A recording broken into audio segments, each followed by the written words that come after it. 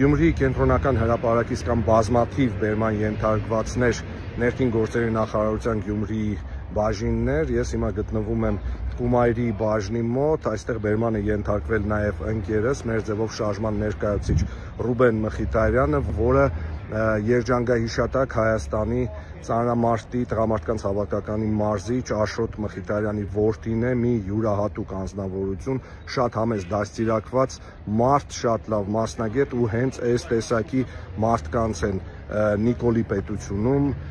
սովոր բերման ենթարկել, հետո կալանավորել, հետո հոդվածներ կարել վրեքը կամ բազմաթիվ բերման ենթարկվածներ, թե վարչականով, թե որքանով գիտենք քրեականով, առայժմ այսքանը տեսնենք, թե այլ ինչ նոր բաներ է փորձելու մոգոնել հայ ժողովրդի գլխին մեծն Նիկոլը։